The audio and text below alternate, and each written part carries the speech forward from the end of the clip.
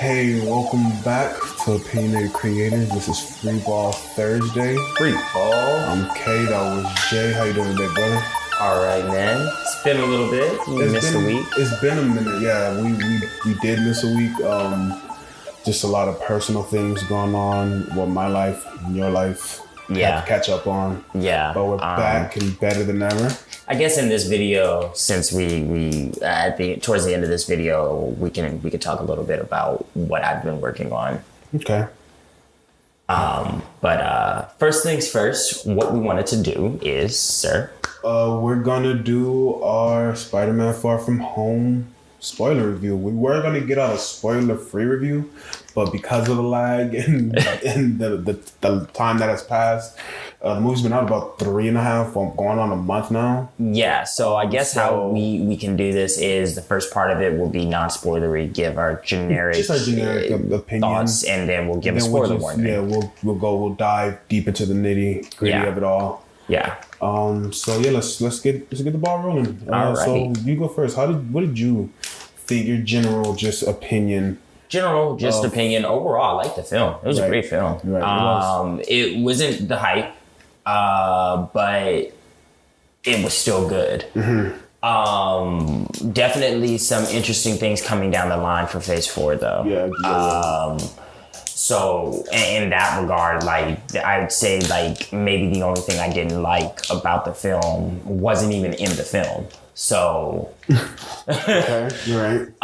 It was one of the after credits. Okay. And we'll get into that once we get past this spoiler warning. But I thought the film was good. My only legitimate complaint had to do with post film. So we'll get into that in a bit. It was good.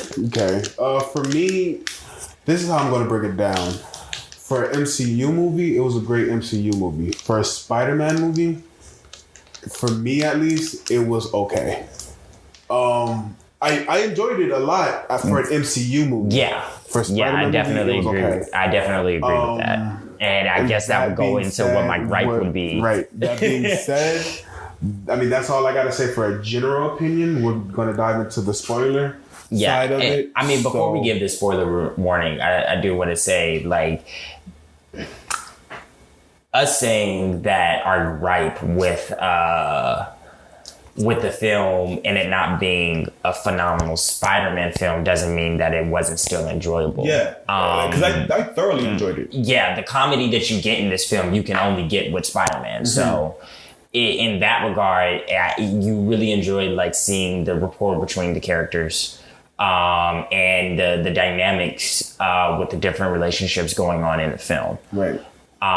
It's super interesting because the way that everyone deals with their relationships and the challenges that comes with it is really down to earth and relatable. They act like high schoolers and you completely understand where Peter's coming from. Right. Where he, like, you know, like was shown in the trailers, he just wants to be a kid. Okay. Well, yeah. So, okay, now spoiler warning. We're gonna dive deep into it. Yeah. So I guess I'll start off. Since you start off with your general opinion, I'll start off with my side of the spoiler. Yeah. So I'm gonna start off with my gripe for the film. My gripe is different from your gripe. My gripe with it, I just didn't like the stance that he took about being an Avenger. Like throughout the first half, or I would say throughout at least a good 75% for me of the movie, it's Fury trying to get him to step up, and he keeps saying no, or he's trying to get it done in a hurry, just so he can focus on getting with a girl. Yeah, given it's MJ, and like you said, he's a teenager, and I get it. But when he was first introduced, it was him wanting to be an Avenger and proving himself that he's capable and stuff like that. I think this is a byproduct of him being an Avenger. Seeing the reality of being an Avenger, and he's like, nah, I'm good. I don't want any part of it. Because you have to remember, he did come to that call when the Avengers called, He did fight alongside Tony when the initial alien invasion happened. He died. And then he came back and was told he died and lost 5 years of his life. I totally... I mean... So it's like... I get it. I mean, maybe it's I guess just it doesn't my feel bias. that Spidey because it wasn't something that happened in his film to where the repercussions. Not only that, I mean, maybe like I said, Spidey's never been one to shy away from. It's probably just my bias because in the comics, even if something so grand like that, you know, the blip as they call it in this movie. And losing 5 years and stuff like that, knowing that pretty much your whole world was gone along with you. Like his aunt was blipped away, his whole class was blipped away, which is very ironic. Lucky for him, right? I mean, except for that one guy. Yeah, well, I mean, like when we say the class, they were below, like he was below them. His whole grade level was blipped. He was like, yeah. So, but yeah, as I was saying. I kind of lost my train of thought. Anyway, it just didn't feel Spider-Man to me, and maybe it was me looking more on the comic book side because in the comics, even though even if he would have died or something that came back like that, he would always step up to the plate. It didn't matter if they were calling on him to be an Avenger or just calling on him to be your friend in the neighborhood Spider-Man. If the job needs to be done, he would be the first one to step up and do it. Yeah, but you also have to remember that, and correct me if I'm wrong, but didn't Spidey meet up with the Avengers well into his Spider-Man career? Yeah, I believe so. And it's like this Spider-Man. What's different with Tom Holland's Spider-Man is that he wasn't well into his career. He met up with the Avengers. Yeah. So for all intents and purposes, like Tony shouldn't have added him. He added an adolescent kid to an adult job and with protecting. That's one thing. I mean, then to me at least, I felt that he kind of did regret was bringing Peter. To Berlin to fight in the Civil War and stuff like that. Because he, like you said, he begrudgingly just dragged this 15-year-old kid to come fight adult problems, you know, when he shouldn't have. And the repercussions of that is it shattered the world of Peter. And though we didn't really know it at that time, it forces him to grow up a lot quicker than what he needed, and what opportunity he was given to. So it's like in this film, it makes at least for me, it made all the more sense that he wouldn't want that responsibility because what was so different from the comics is that he wasn't an adult. He didn't already have his own personal trials and tribulations to prove himself as a hero. I mean, okay, I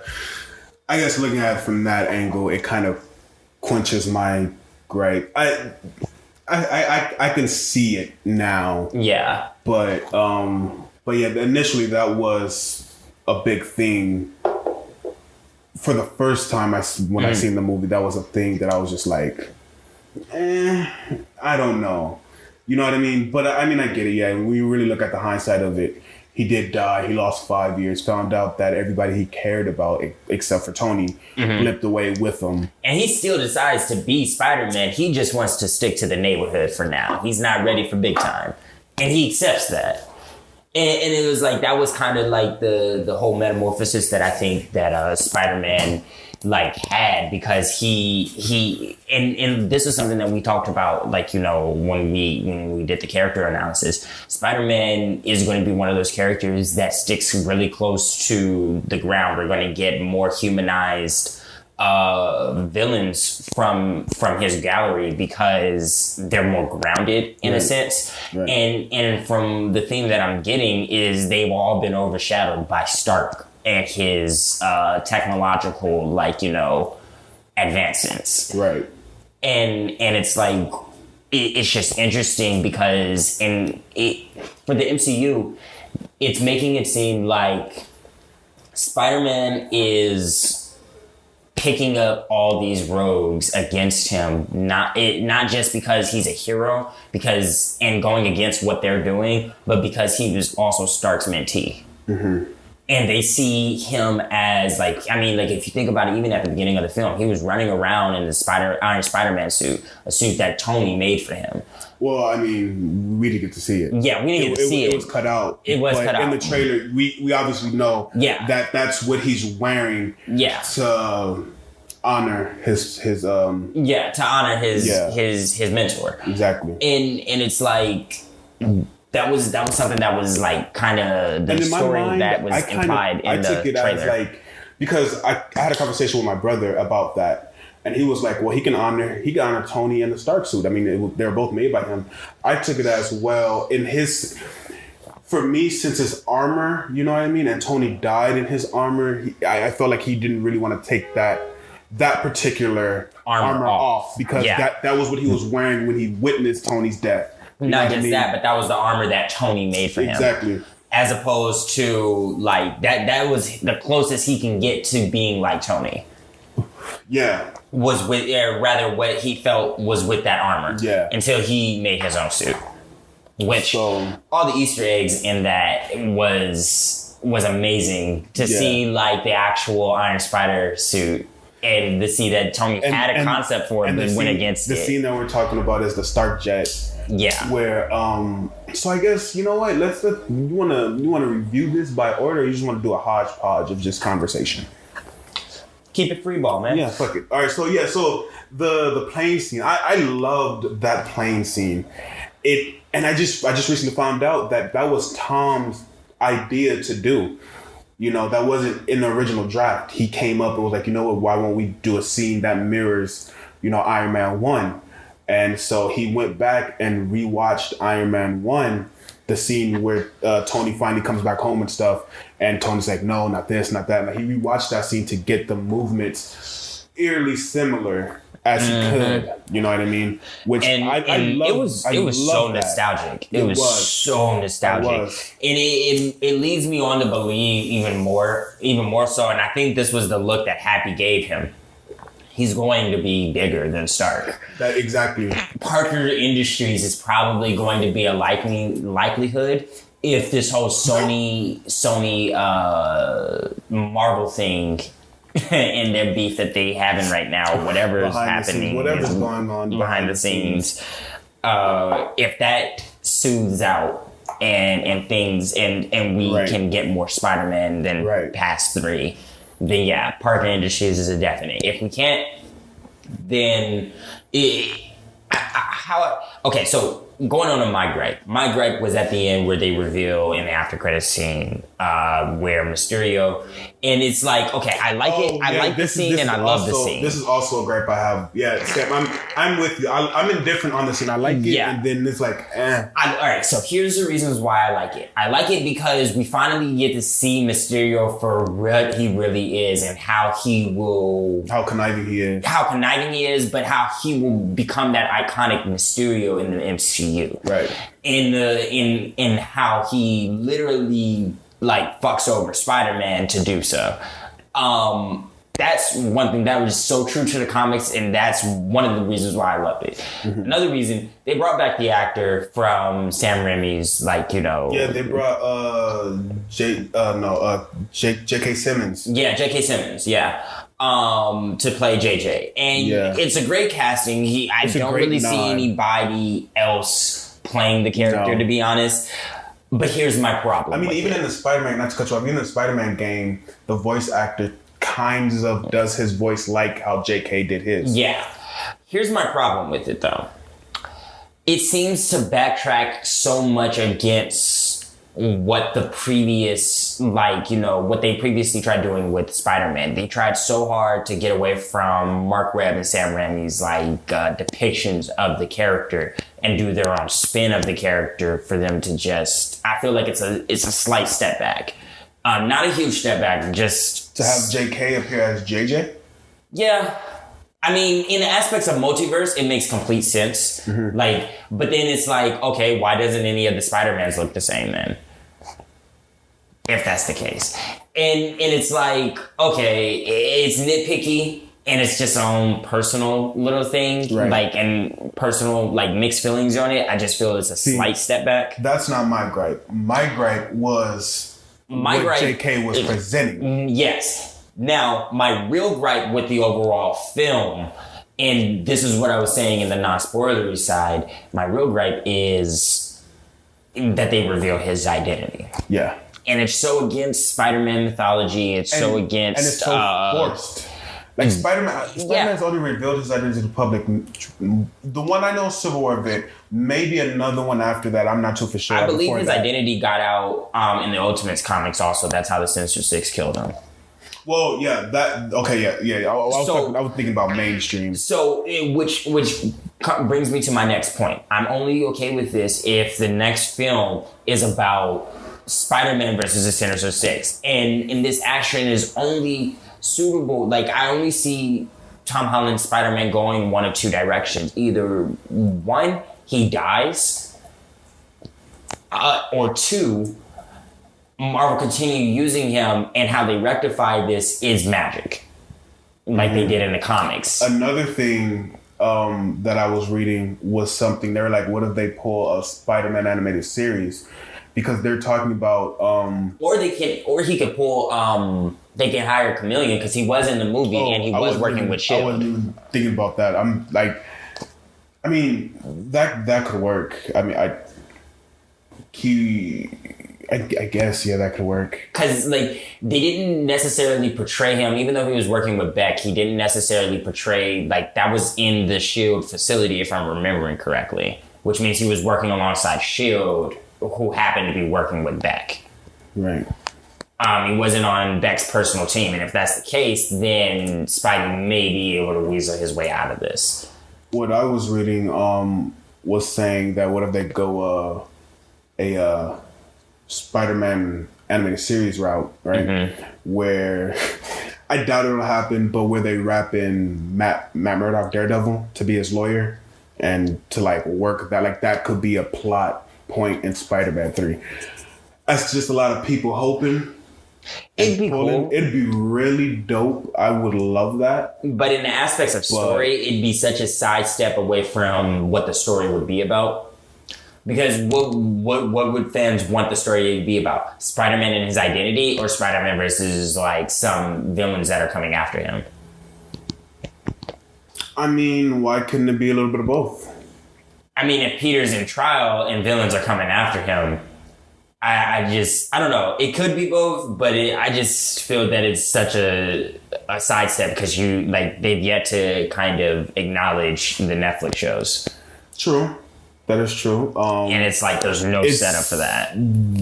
What I was reading, at least Feige, I'm trying to find the article right now, but Feige was saying that it's more of a possibility now more than ever. Since they're having the rights back to them and they are getting the streaming service and everything. Right. And but yeah, so going back over to the review, I honestly liked Jake Gyllenhaal's performance as Beck, as Mysterio. He played the role so well as like. Yeah. I mean, I was expecting for the big reveal, but the way that it's all wrapped up and came together was just like, I was like, damn, like, they were never the fucking wiser. Like, I mean, and the crazy thing about it is like,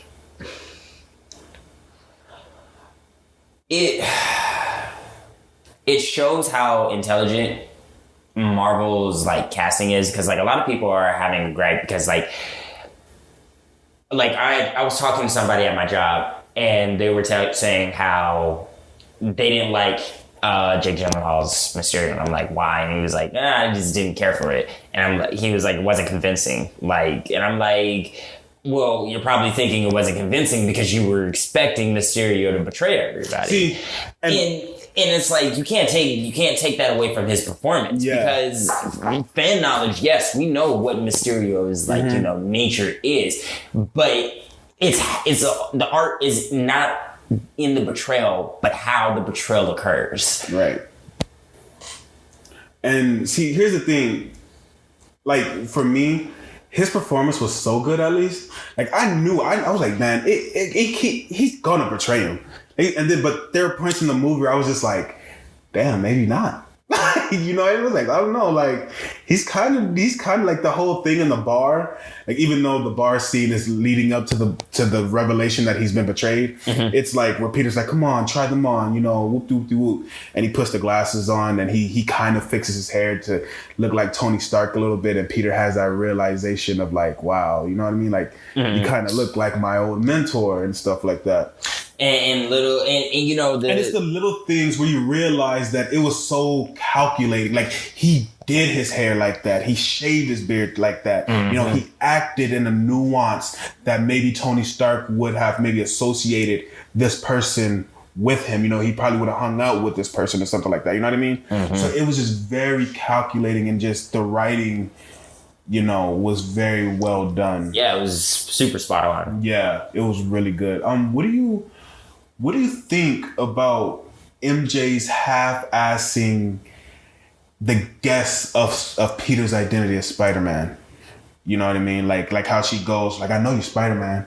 Like, it's obvious. And then she, like, later in the scene, he's like, okay, I need to tell you something. I am Spider-Man. And she's like, you're Spider-Man? You know? Like, she was totally guessing. Like, I thought it was pretty funny. It was one of those like moments that you understand why Peter and MJ is a power couple in the universe of Marvel. Right. And I love that, you know, this MJ is Michelle Jones. You know, it's not Mary Jane Watson. It's fine. I'm fine with that. I'm okay. And MJ is an MJ is an MJ. I don't care what the real name is, as long as at the core that's the character. Make the character your own, obviously. Yeah. But I love the fact that this MJ is just straight up street smart, book smart all around. You know what I mean? And she shows it in this movie where she's like, look, dude, like I found this projector tech. Mysterio ain't who he says he is. You know what I mean? Yeah. Like I found this thing at the fight. You know what I mean? You know, one of the biggest excitements, and you know this, whenever we go see these movies, is not just seeing Spider-Man and Tom Holland's performance as Peter. It's also trying to spot what classmates are around him, because I am almost confident that like characters like Squirrel Girl or Silk or Nova, Sam Alexander. Yeah, Sam Alexander's Nova. I'm convinced we'll get introduced to these incarnations of these characters because they're the next generation. And the easiest segue right now is through Spider-Man. Right. The new face of Marvel, if that is so the plan. Sam Alexander is Nova, though. Sam Alexander definitely is. I agree with you. Sam Alexander is probably walking around the halls of Midtown or whatever the school it's called, but he's not because we already know that they want Richard Rider to be introduced. Yeah, I know that he's not Nova, but I know that if we were to be introduced to his character, he would be there. He would be this would be the likely spot that we would hear about him being the entire time while we weren't seeing him. Yeah. And I definitely agree with you on that one. So let's just kind of jump to one of my favorite scenes, which is actually the mid-credit scene. It shows that Hill and Fury are actually Talos and his wife. What did you think about that? I love that scene. We were having a debate the other day ago about how long Fury and Hill have been a Skrull. Oh, this was yesterday. Yeah. So should I inform I'm gonna have listeners? to rewatch some movies because it's like it's hard to say because let me inform the listeners what we're talking about. I was rewatching Infinity War, and it's the end credit scene, and it's Nick, it's Fury and Hill driving, and he's talking, you know, they end up crashing or whatever. She yells out his first name, Nick. Now, as we know in Captain Marvel, he says, no one ever calls me Nick. Everyone calls me Fury. Fury, Fury, Fury. Now, in previous installments, whenever Hill was around Fury or mentioned Fury, she never called him Nick. It was always Fury. But in Far From Home, you know, Hill is calling Fury by his first name, repeatedly. Yeah. Nick. And that much I agree with. And so it's like we come to find out why she's a Skrull along with Fury, because it's her husband Talos. So they weren't around to know that tidbit of information. Plus, Skrulls can only download recent memories.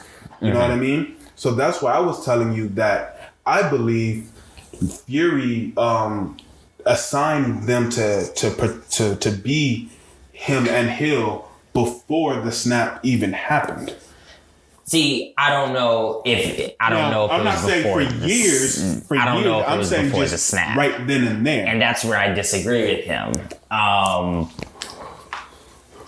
It could, and it's only reason why I disagree because it's like it's so hard to tell the time. But like you brought the timing. Like you brought up. I mean, we've heard Stark call him Nick. You know what I mean? We've heard Cap call him Nick. Yeah, and it seems like, and it's like because of Captain Marvel, and then we know that Hill has known him that's what I was about to bring up. When we got off the phone and we're done talking about it, I was thinking to myself, well, maybe it's a thing of like he sees them as really, really close family, like as actual family. Like, so maybe he allows that. But because I mean, like even the scene, to believe, even the scene that in just in the fact that Nick went to Captain America.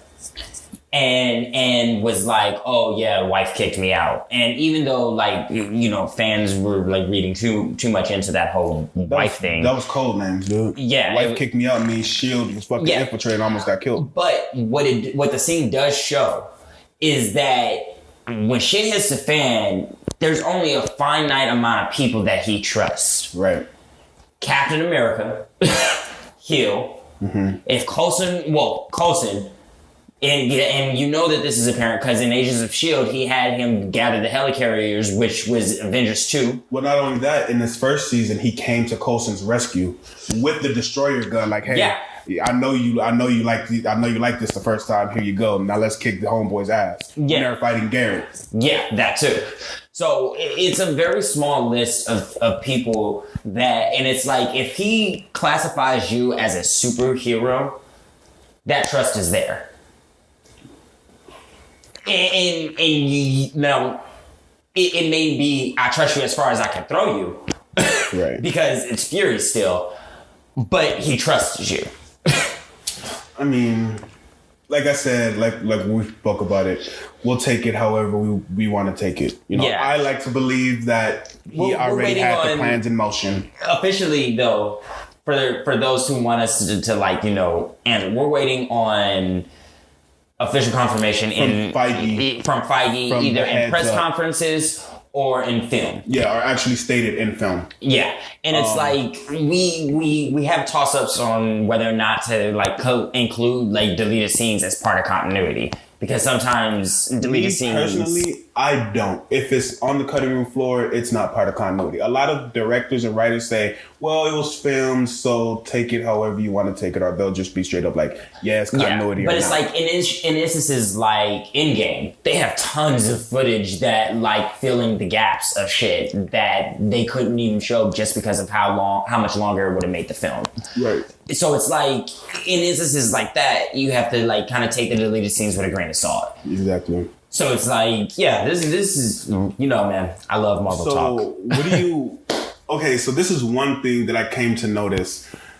So one of the main plot points, the reason why Quentin Beck was doing all this was because he got snubbed by Tony, right? We find out that he was the one that created the barf technology. Tony went on the press conference about it. During the Civil War. He was pissed off about the fact that he named it barf and not the fact that he didn't even give him any credit. So what do you think about, we have this running thing throughout the MCU that Tony is the progenitor of most of the main villains. Ironmonger, Ultron, Adrian Killiage. Okay, so first off, what do I think about him stealing the whole technology thing? I don't think Stark steals any technology. I don't see this. I think he was getting it confused. I think people think that he was like, oh, he created it and he stole it. To me, I took it as Tony Stark had the idea. He was busy doing whatever he was doing, so he handpicked a group of people and be like, here are my plans. I'll work with you accordingly. Have at thee. See, I was taking it as Beck was working on it, and Tony happened to come up with the same idea, but he named it Barf. Oh no! Because Tony's more finance. He says that he was working for Stark. Oh well, then yeah, he really can't bitch about it then. Right. Like it was. And that was one thing I didn't really understand. Is like you're on Stark's scientific research team. You're working for Stark, of course, and like we all know, Stark has the plans himself. He could now, whether he's too busy to actually be in the shop, like in the old Iron Man days, that obviously not. Yeah. So of course he's gonna have a team. Because like of if you think about it though, during this time when he was working on this technology, the Avengers was hunting down Hydra. Mm-hmm. And Loki Scepter to be more specific. Exactly. So it's like he legitimately did not have time to work on anything other than Iron Man tech. Exactly.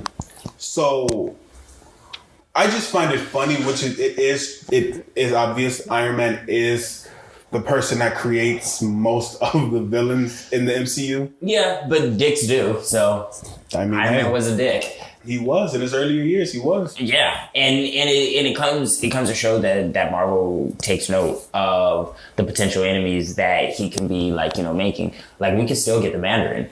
Isn't that something that Kevin Feige said that? Well, the Mandarin is still out there. Yeah, that the Mandarin is still out there. The real Mandarin. The real Mandarin.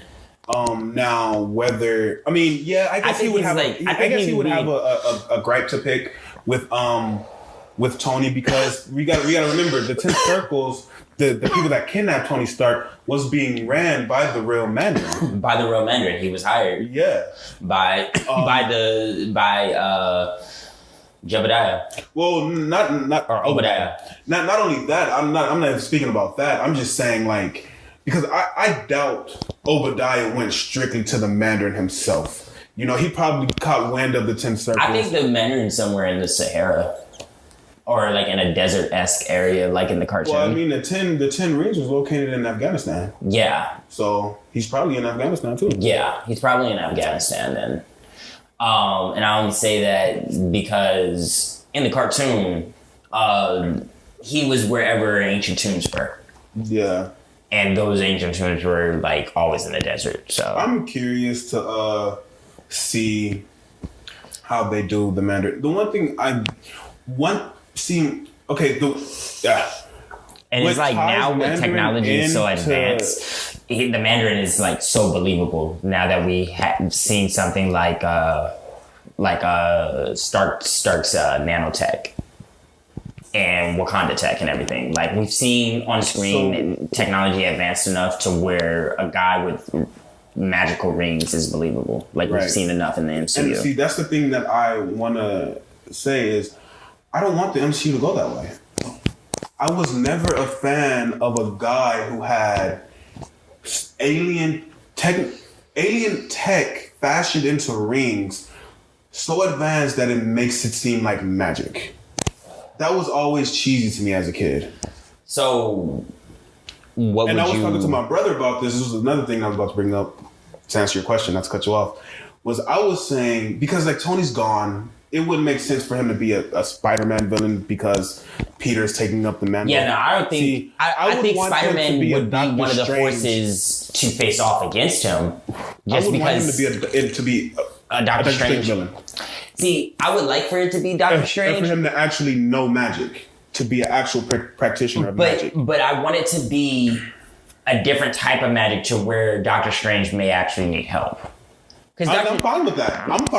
Yeah. I'm okay with that. I would even if it's techno sorcery. Okay, even if they go with the actual techno sorcery, the rings gives him the abilities to do magic. Yeah. As long as it's not emanating from the wings. Yeah. As like long a as lantern. I don't want that. I don't think they'll have it emanate. If they're artifacts, I'm cool with that. You know what I mean? I don't think they'll have it emanate from the rings. We know aliens can tap into magic from Guardians 2. The people, that fish-looking dude, that was on the original Guardians team, he knows magic, and it's the same type of magic we know that artifacts are capable of phenomenal tasks like time travel. Exactly. So, but I think that's my main thing. I forgot what they said the other two monoliths did, but time travel. The third one isn't. It's not known yet. The monolith is one of them is time travel, as we've seen in the last season. The season before that, it's a wormhole. It can send people through space. You know what I mean? And then the third one is unknown. That would be the one we would know about at the end of this season, I'm presuming. Yeah, I don't think What's a Girl chick is dead. Izel, yeah, I don't think she's dead. You watch Agents of S.H.I.E.L.D. on Hulu. I don't. I watch it. See, I saw the explosion and everything. Like, I saw that episode. I still just don't think she's dead because there's more to the season. Yeah. No, that's what I'm telling you. Like, so I watch it on ABC, on the ABC app, and they show the previews at the end of the episode, like if it's actually airing. You know what I mean? So all I gotta say is, yeah. And it is so unfortunate. How you gonna figure? How you find Jacko, out? How you find out is so dope, because like the one thing I kind of hate about when I watch the previews is that it spoils some shit. You know what I mean? Yeah, then don't tell me. No, I'm not. That's why. That's why. That's why I was gonna say you're gonna love how you find out. But yeah. But so hopping back on the Spider-Man, this movie was a great MCU movie. I loved it as an MCU movie. Spider-Man movie. Definitely fun. Yeah. I love the homage to Thor, not Thor, but to Captain America picking up Thor's hammer and stuff. Like it's the end scene with Mysterio and some debris is falling. Spider-Man's kind of getting his ass kicked a little bit. So he falls on the ground. He sees a sign to a building and like this arc reactor to the drones that I've only seen the film once, so this is so hard to remember. Yeah. Okay. So, all right. Let me back it up. Then start over. Okay. So you remember when? So Mysterio gains for the listeners. So Mysterio gains access to the glasses that Tony gives Peter. Whatever. Now those come with killer drones for some odd reason. That's one thing I didn't understand in the movie. Why the fuck do you have killer drones, Tony? Because he knows that Peter's capable of good things with them. Like he knows that Peter's capable. And I guess that was the armor that he wanted to build around the world, was the drones. Yeah. Because it had projector tech, it had illusion tech, and all that. Wow. Tony. Yeah. Way to go, brother. Way to go. Way to go. But they had ballistic missiles, 50 cal bullets. God damn, I'm thinking. I think Tony thought him capable because he helped out with the alien invasion twice. Well, not only that, I think, one thing that I came to realize, and he knows later the kid's in life, smart. Yeah, but later in life, because of the people that he associates himself with, Tony kind of became a good, judge of character in a way, especially when it came to Peter. Yeah. And I think he's seen a lot in himself, but then he's seen a lot that wasn't him, which made him really believe deep down that Peter would be better. Yeah. And that's the thing that he says in Spider-Man 1 is, I don't want you to be me. I want you to be better. Yep. You know what I mean? And so, yeah. But anyway, Peter's destroying the drones, right? Now, these drones are outfitted with arc reactor tech, obviously. Mm-hmm. He picks up one of the arc reactors. He picks up a sign that was like debris from an explosion, like Captain America's shield, and he gets ready for that stance, like how Cap picked up Mjolnir and stuff. Oh, yeah. And I just thought that was a perfect homage. And he even does like the get ready thing and just like starts swinging it, and starts running towards the drones and stuff like that. It was a pretty nice homage to... Mm-hmm. I like to say the big three because it's the arc reactor tech, it's arc reactor. Yeah. Thor with Mjolnir, and then Cap for just bringing it all together and stuff like that. Yeah. Plus, he probably saw Captain America. Oh, he definitely saw Captain America do that. Like, let's be real. But yeah, I just thought that was a pretty dope. That was a pretty dope scene. Because magic. It was a pretty dope ass scene, but nonetheless, the movie. I kind of want to watch that movie tonight. That's your plans for tonight. You gonna watch it? Yeah, it's a good movie. Yeah, it's a good movie. It's a good Marvel movie. But yeah, so that's like concluding the review. Do you have anything else to say on it? Nope. Yeah. So It's a good movie. It was a Definitely watch it again. yeah. And so now we're just gonna roll over straight into nerd talk. Thor 4. That's being made. Yeah. Taika Waititi's coming back, baby. They pushed back all of Taika Waititi's other projects. Yeah, dude. Like Disney got sway like that. They're like, yo, brother. We know you want to do Thor 4. We want to do Thor 4. Everybody else wants Thor 4. And what's but push everything back. What's great is that there's still signs of seeing Thor in the Guardians 3. Yeah. Guardians 3. Yeah. which James Gunn already came and said is not as Guardians of the Galaxy. Yeah. I love that. He's like, dude, no, it's not going to be called as Guardians of the Galaxy. Yeah. But would have been great. But it would have. But I love that he addressed that. Like, no. I'm still intrigued to see if the rumors are true, like Beta Ray Bill being in the movie and Adam Warlock. It would make sense. That was the rumor for Guardians, no?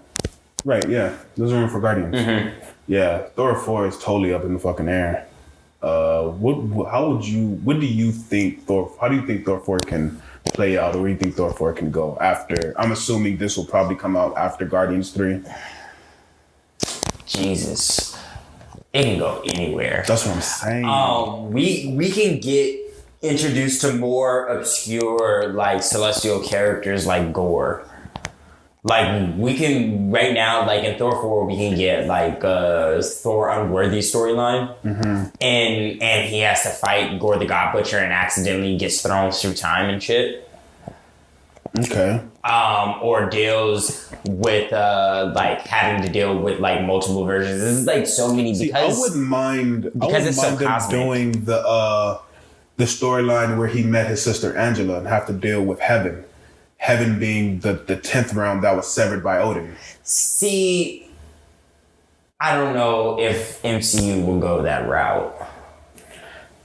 It's so... obscure? No, direct to, like, religion. I mean, they got shit. They got hell? They do in their comics. I mean, but it's not like the stereotypical heaven. It's spelled Heven. It's just a place where all females live.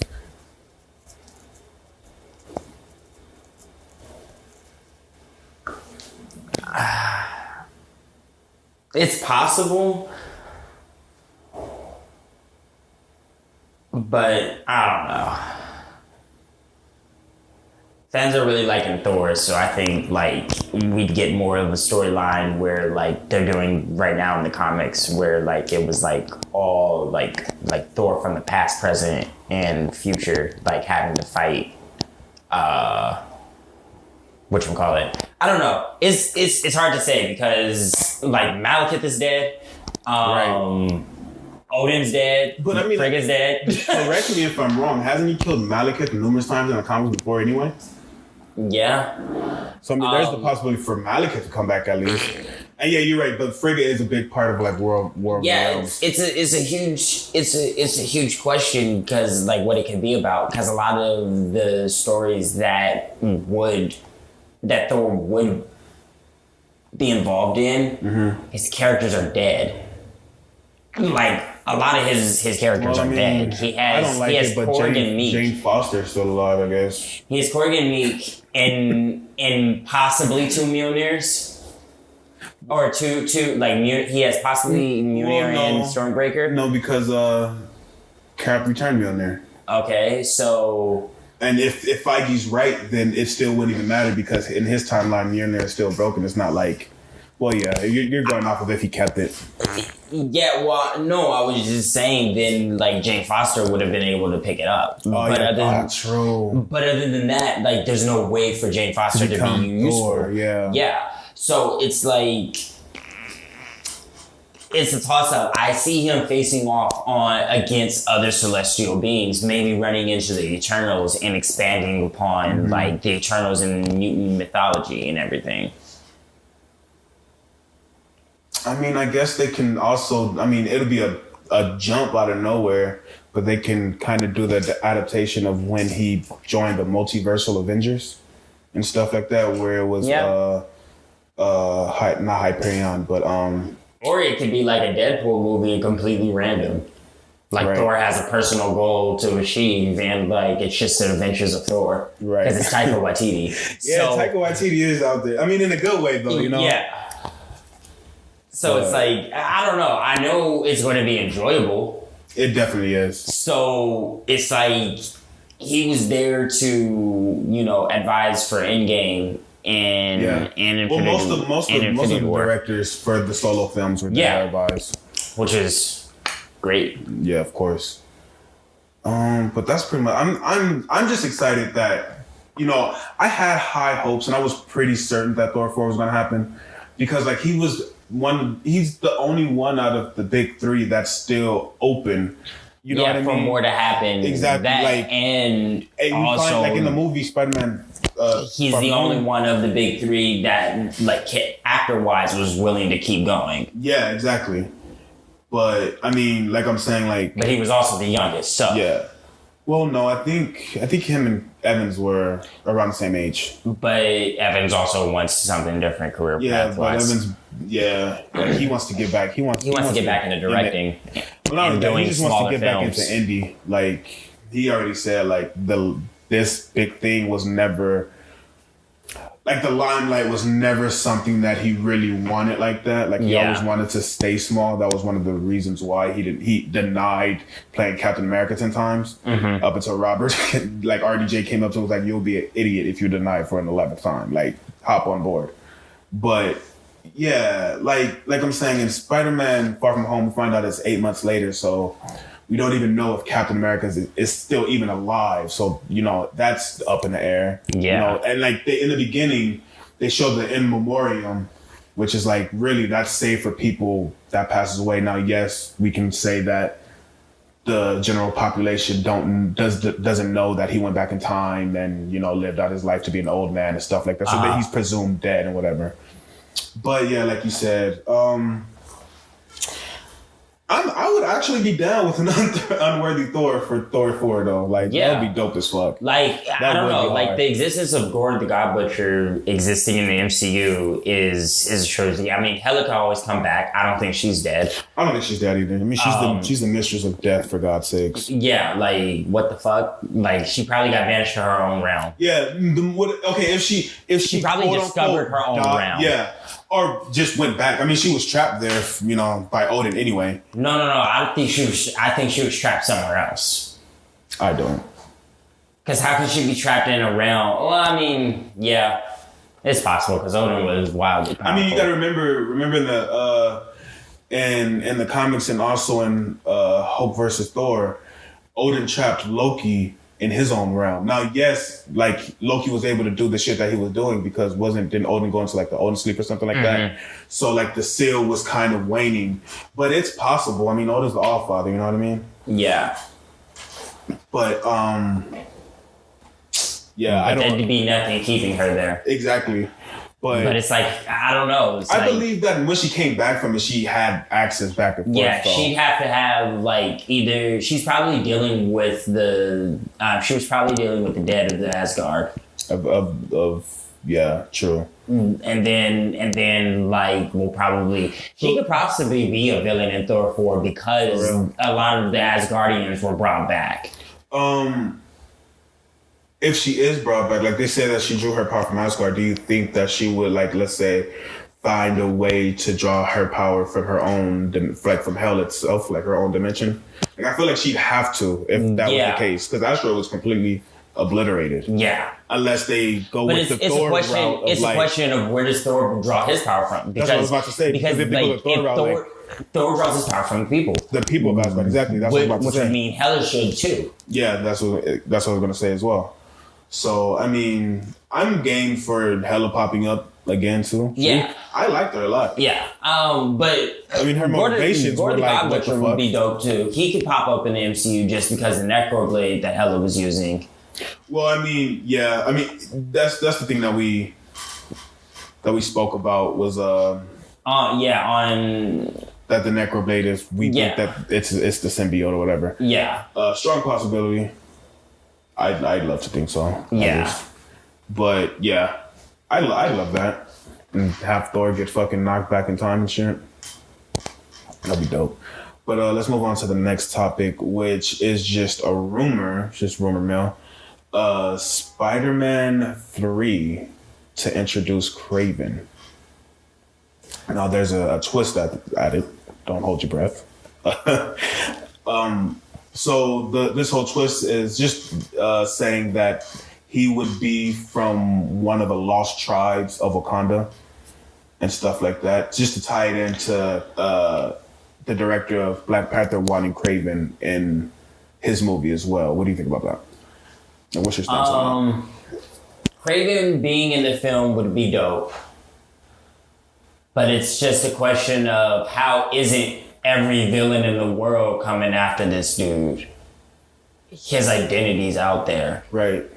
So it's like, it wouldn't make sense if it's only Kraven. And if that's the case, we're not going to get a backstory on Kraven, or much of a backstory on Kraven. In the aspects of the whole Wakanda thing, I don't particularly. I don't care either way. Okay. Because I understand that the Kraven and how he was depicted in the past is dated. So we're obviously going to get a modern uptake. I just don't want him to be so tied to Wakanda that he starts using like Wakanda shit or Wakanda tech. Like, I don't want that. Like, I don't want him to be another Claw just enhanced. I can see it. I mean, I don't know much about Kraven. I'm not even going to flex. All I know from Kraven is the little bit of the comics and what I've mostly seen in the cartoons. Yeah. Right. So, and correct me if I'm wrong, but wasn't the weapons that he was using, wasn't that specifically designed and made by him? Right. I don't know. You don't know? Well, I know his traps were. Right. I don't know, because it's like my only experience is cartoon in the games, and how they depict him in the cartoon in the games is he's one of the world's top hunters. Top hunters, exactly. And like, he makes good traps, but like a technological genius was not something he was, nor scientific, which is why he muscled most scientists into like helping him help his animals or they find made animals. him that stereotypical dumb Russian. You know what I mean? Yeah, and I mean, yeah. So I mean, I don't know, because Vulture was smarter than. No, he wasn't. He was as smart as he was in the comics. Yeah. Well, to me, I felt like MCU Vulture was kind of dumbed down in the comics. Like, just like no. Come to think of it, actually, no, he was actually pretty fucking smart. He was actually pretty street smart too. Yeah. So. It's just that serum made him obsessive over time. Yeah. And that's where his character started getting annoying. Do you remember the Ultimate Spider-Man cartoon where the serum just turned him into an actual fucking vulture? He just had a bird brain, like a legit bird. I was like, wow. He was like this emo kid. I was like, what in the fucking world is happening? Yeah. it was not a good. That was not a good time for Spider-Man. But I mean, the cartoon was really good. The cartoon was good, but that episode, those vulture, like. That little Vulture trilogy that they did, every time they brought him back, I just was like, this is not it. It's a man bad wannabe. Like, not only that, it was just like, I'm going to get into that. Let's not even. Okay, so now we're going to our next topic of discussion. It's a rumor that Jeremy Renner is set to appear as Hawkeye and Black Widow. I want this to happen. That would make sense. I want this. I want to see the Budapest mission. We have to see the Budapest mission. It would make sense. Now he came out and said that no one came to him, as well as like Samuel Jackson. Yeah. No one's come to them or said anything. Like, they don't know anything. Yeah. And filming's a month and a half already. It's already a month and a half into filming. Yeah. So it's not likely. Yeah, I mean, unless it's an after credit. An after credit or just like a small scene Like the way that the film ends, like a 3-day scene or some 3-day filming scene or something like that. You know what I mean? Like, I mean, quite truthfully, it could be something as small as the way that the film ends. Arrow just hits the wall. It's Hawkeye coming to kill/recruit her. Yeah. I mean, that's possible. And then we can hear like Fury's voice, kind of like, "Did you get her?" Or mission report or something like that. You know what I mean? Yeah. To tie. Yeah. I mean, that is possible. Something super small. Go ahead. But yeah, no. I wasn't gonna say anything. I was just saying for some reason. But still on Black Widow. Real big. Some pictures were released a couple weeks ago. And it's of a guy in a hood and like a suit with a faceplate. A lot of people think that it's Taskmaster, right? I believe it's Taskmaster. The only thing about it, the faceplate, like the helmet, I would love to read not a Taskmaster comic. Yeah, it'd be dope. The face mask isn't in the shape of a skull. That's the only thing. Like honestly, and like I know they can always do like some CG stuff because look at the Endgame suits. That was completely CG, but. Like I'm not doubting it. I'm pretty sure it's Taskmaster. Like that's someone who can test Nat's skills like no other. You know what I mean? Yeah. So I would love to see that. What about you? It'd be very interesting. But it kind of wouldn't make sense. No. I mean, what if they go like the ultimate background wise? I mean, he was a SHIELD agent. That's my point. I get you. So it wouldn't really make sense of him being a villain whose ability has him turn against SHIELD, and she's not on SHIELD's side. Like who's to say that he isn't working for SHIELD in this movie? I mean, because we know SHIELD supplies people with special costumes. It could be like like years after, like, he's already defunct from SHIELD too. And he's already that renowned, like, Taskmaster. But then it'd be unfortunate because I like that kind of character to be used in present day, not... But once again, we don't know what this movie even is. A lot of people are speculating that it's a time jump movie, meaning that it's going back and forth through major moments in Nat's life. So I mean, for all we know, this could be during the 5 years that everybody was blipped away, and she encountered Taskmaster. You know what I mean? Yeah, that could be a possibility. And like we were saying yesterday, like the way that they wrote the 5-year jump holds so much possibility within that. We can get new characters from within that time span and stuff like that. I just don't think a lot of the movies are going to be present MCU. No, that's what I'm saying. That's what I'm saying. Like what we were talking about, what we were theorizing was that they set it up so that they can strictly focus on past stuff, you know what I mean? Yeah. To get us caught up real world, to be like, okay, now it's actually 2024. Now we can proceed accordingly. You know what I mean? So, like, I totally agree with you on that. But yeah, that's just about it for the Black Widow thing. Was those two things? I'm intrigued to see what her film is about, though. Me too. Despite the rumors. It's like, because sometimes like the rumors are just so all over the place, and it's hard to be like, oh yeah, that's a lot's possible, and that's the whole point in why Marvel made the moves that they made. Exactly. But on to the next topic, which is really, really, really, really funny. You're gonna get a kick out of this. So, people had got it in their heads that Michael B. Jordan is returning to Black Panther to be in Black Panther 2 as Killmonger, right? That's a rumor? Yeah, I mean, I don't know how. one thing that I was reading was they were saying that somebody threw out that he's definitely returning, and I don't even know I can't remember who the person was that said it, but it was supposed to be some famous person or whatever, some celebrity. And fans just rolled wild with it. Like, oh, he's returning, yeah. How is it gonna be done? What's gonna happen? Did the herb is the herb some sort of regenerative I'll believe thing? it when I actually see it. But here's the thing. Feige came out and said it's straight rumor. Cougar came out and said it's straight rumor. Like, it makes no sense. Yeah.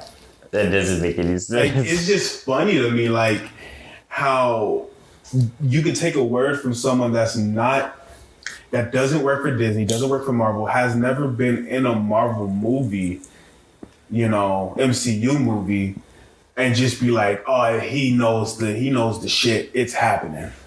You know what I mean? Yeah. Like, and trust me, I get there are a lot of Killmonger fans that want to see him return. But you got to realize, the guy's dead. We see it on screen. He stabbed himself. He dropped dead, lifeless in his cousin's arms. You know what I mean? So it's like, there's no coming back from that one. Mm-mm. Oh.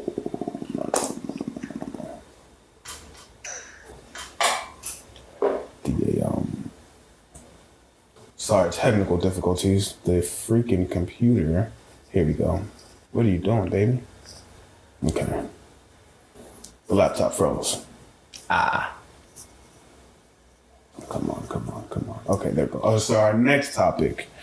Now, this is recent, like a couple days ago. Apparently, someone fucking around in Facebook stumbled upon some non-active Phase 4 Facebook pages, right? Now, some of the pages is movies that we know that's gonna happen. So one of the pages was The Eternals. Yeah. Another page was Black Panther 2. And another page, let me see, was this is it, but The Deviants, right? We don't know that was happening, but that's another page that's like rumored or whatever. So here, I'm gonna read off a list of all the pages that he actually came across. Fantastic Four, Namor, Sinister Six, Spider-Woman, like I said, The Deviants, The Celestials. Let me see. And that is it. What do you think about that? Now, this is someone that's like, I don't know. We've heard this type of shit before. It happens every once in a while where some person claims to hack some place and got access to something. Yeah. And real shit, I don't think Marvel will make Facebook pages. That's what I was thinking to myself. Like 7 years in advance. But not, like, but not only that, like, they would really use Facebook to store all this information. Yeah. That's not how the entertainment industry goes. The entertainment industry goes as follows. And even they keep it on their private server. Exactly. And then when it comes to Disney, they keep it on their own private servers. And each person has their own personal sign-in. Like, they know who logs in at what time, when, and why. Like, they don't play with leaks. No, they do not. I don't believe. I'm not denying that those movies are a possibility, because they are a possibility, and I say that they're a possibility because Comic-Con's going on like tomorrow. Yeah. Wait, what's today? Today is the 7th. Yeah, tomorrow starts tomorrow. So if that's what the claim is about. They're not pages, but these are like, announcements that they're going to do for tomorrow, then maybe. Like it's possible. I just don't see Disney storing anything on Disney or Marvel storing anything on Facebook. And it's like, especially with the recent hacks of like Facebook was one of the causes of why our polls were hacked. Right. Like, who the hell would want to store anything on and then it's like on their servers? Like, what? The guy comes out and says that they were inactive, and I'm just like, I don't see how or why or even if Marvel/Disney will be like, okay, well, let's make these pages right now, deactivate them, and then reactivate them for later use. You know what I mean? Or for when the time comes. Yeah. Like that just doesn't make sense to me. Like, and then they make it seem like if Facebook is like YouTube, where you can upload a video and set it to release at a certain date. You know what I'm saying? Yeah. Like, that's just odd. It is. I mean, don't get me wrong. I would love for them to be like tomorrow, be like, hey, we're coming out with Fantastic Four. Hey, we're coming out with a Namor movie and a Sinister Six movie. I mean, it's not a far stretch. It's definitely not. We know that the Fantastic Four is coming. We know that Galactus and Silver Surfer are coming. Kevin Feige has said as much. Oh, another movie is Masters of Evil. And plus, we have been seeing rumors of John Krasinski walking in and out of... him and Emily Blunt walking in and out of Marvel Studios. Marvel Studios. Right. So it's not a stretch. As well as Zac Efron having a lunch date with Kevin Feige. Yeah. So it's not a stretch. But what is a stretch is for me to believe that Marvel stored anything on Facebook. Exactly. Like pages. Like Facebook of all things. Like that's the thing that just like throws it. It's like Facebook. And it's like, unless they're about unless they're about to announce this tomorrow and launch these pages tomorrow. Yeah. Like, or during Comic-Con, I don't believe it. Same. That is just, yeah. And like I'd be more inclined to believe it if the user was like, I was trying to hack into their servers and I came across a redacted list and something like that. Yeah, and it just pertains to some of these, you know what I mean? Yeah. Like then I'd be like, well, I mean, you're already in trouble. You already said it, so post a picture and let me see what's going on. You know what I'm saying? Right. So, but yeah, with this one, you just have to take this by the grainiest of salt. Like I said, I don't think we'd get a Deviants film, to be honest. It'd be cool, but I don't think we'd get a Deviants film.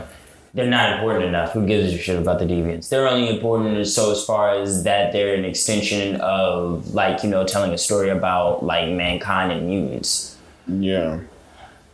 Not even just, because, like, yeah, I mean... It's like we're likely to get, like, unless like the Deviants are like in a sequel to the Eternals. That's what I'm saying, because it's like if they do the Eternals movie, then we're gonna have reference to the Deviants. Yeah, like they go really the Eternals and Deviants, they like go hand in hand. They really go hand in hand. So it's like, I mean, a Celestials movie, okay, that's a different story. Yeah, you know what I mean. That I think that'd be interesting. It'd be a difficult film to do, quite truthfully. And I don't think we'd get a Celestials film. We see Celestials within a film.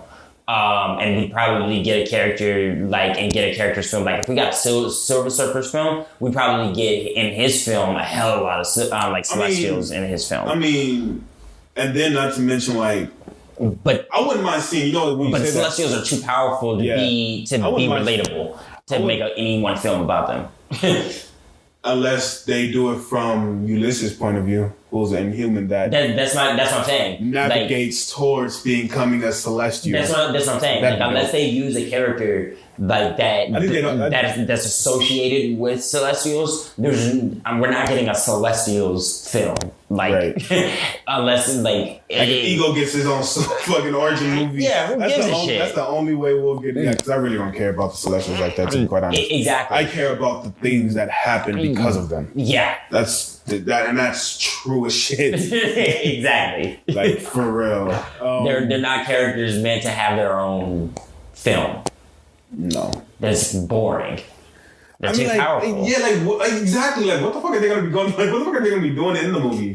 Like, existing.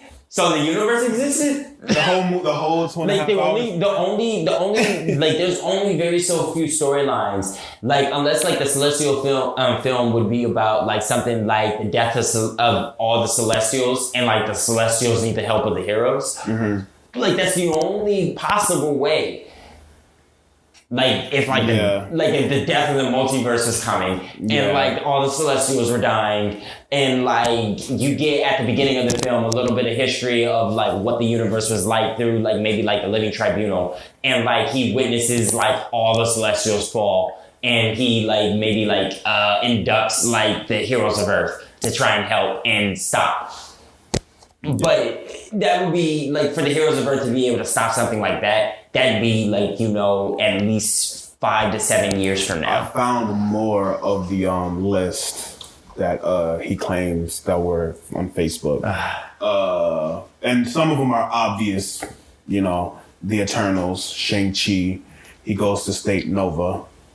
Yeah, but Captain these are all things that we know that are in the pipeline. Exactly. Like, I mean, like this one, Thor 4.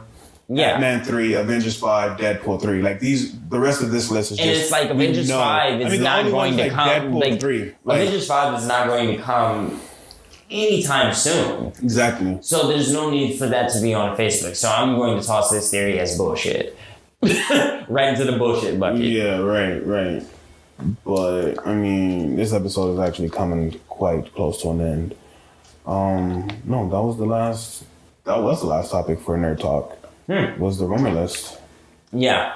But yeah, it's total. I'm with you. I'm tossing that in the fucking toilet. It's total bullshit. Yeah. Like, it's just not plausible to me. Like, it doesn't make sense. Like, these people are smart as hell. These people are calculating. Yeah. Like, they're not going to just... I mean, they came out and said, we lied to you motherfuckers for a living. You know what I mean? Just to keep you on your toes. Yeah. So they wouldn't. That's sloppy work. That's way sloppy work. Yeah. But yeah, I mean, it'd be crazy as shit if that was true.